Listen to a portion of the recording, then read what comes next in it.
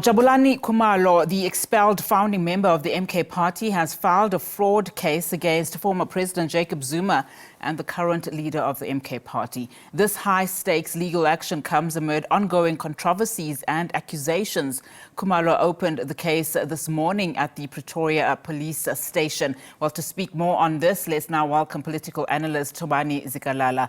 Thobani, a very good afternoon to you, and thank you so much for your time. Well, the first question, is this really a high-stakes case? It's not the first time that Jabulani Khumalo has gone the court route. How significant do you think this latest legal route is to the MK party, considering just how Khumalo is insisting that Jacob Zuma has a real agenda behind the MK party?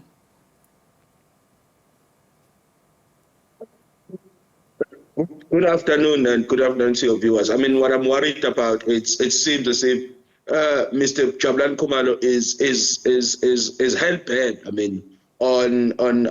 There's a saying in English of the last kick of a dying horse. His significance within the political landscape of South Africa and the significance within the MK party seems to have dwindled as fast as it started.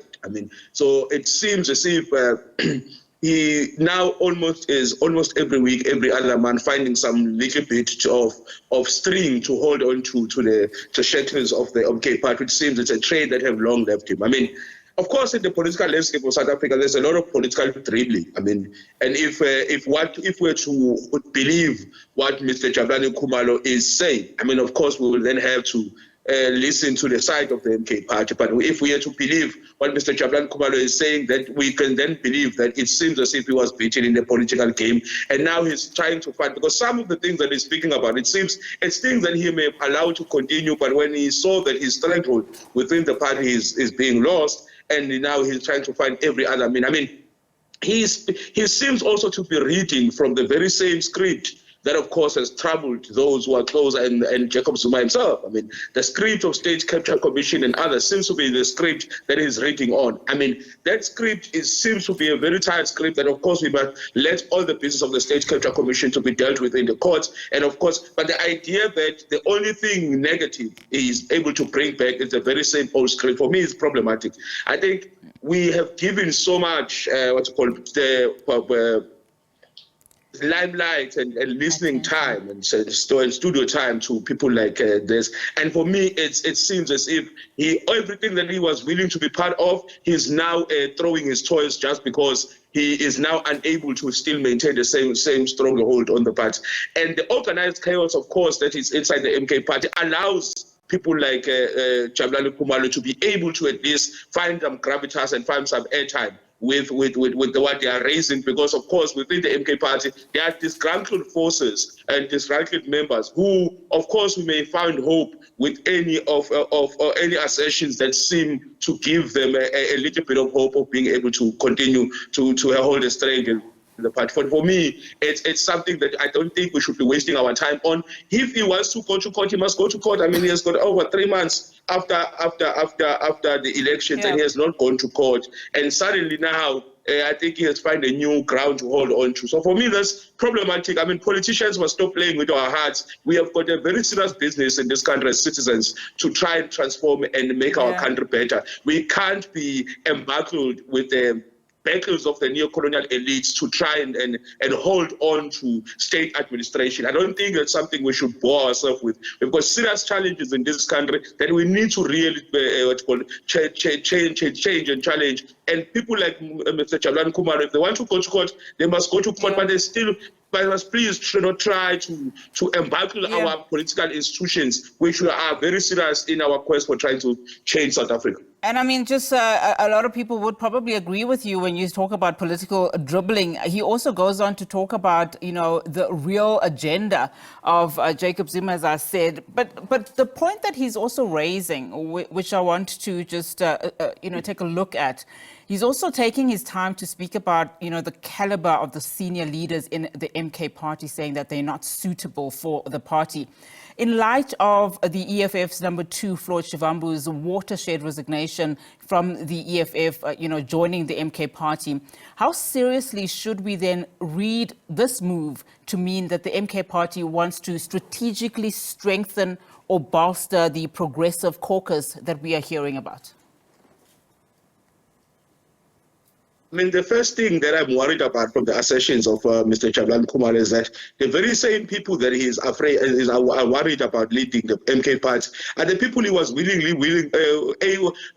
to work with. I mean, no one forced him, but he was willing to go and consult and seek leadership and allow Mr. Jacob Zuma to be the face of the party. But when that strategy seemed to have failed for him, suddenly he's throwing his toys and everyone is now tainted. I mean, that for me, that jargon is almost tired. But the issue of the joining of people like Floyd Shibambu in particular, I mean, who in the past 10 years have been a very serious speaker in the political landscape of South Africa. I mean, of course, with many other members who have joined, I mean, the MK party seems at least to be on the path of trying to give itself intellectual and political credence, to be able, of course, maybe at a level of intellectual to be able to have at the forefront real intellectuals who are respected, real political leaders who are respected, and we have got the experience of government. And of course, that will also strengthen, I mean, the progressive caucus in its work of trying to challenge the ruling party and their political partners in the government of national unity. I think that for me is a very critical, is a very beautiful strategy that they've employed. I mean, if you look at the fact that after having people like Dr. John Hlophe, they brought in people like Adilem Tutsama. Now they've got people like Floyd Shibambu. And of course, if you look at that caucus, it carries a lot of qualified individuals of different fields. They've tried to put together a team that could try to bring some credence to the party and its caucus as it tries to strengthen its partnership with allies, and of course tries to. I mean, that is always going to be important to try and challenge the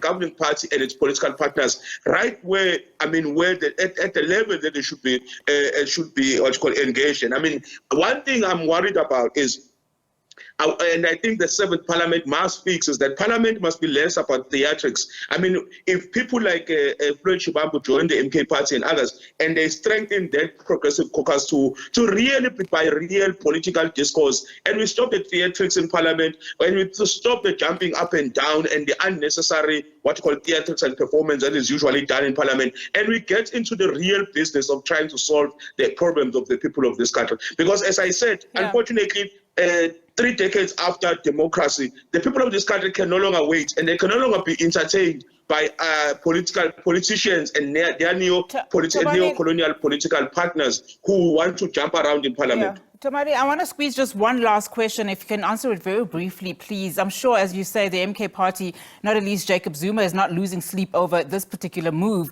But where to for the MK party in terms of forming its structures on the ground? Of course, we're starting to see that it is starting with its leadership team. But very briefly, in terms of what should its next move be?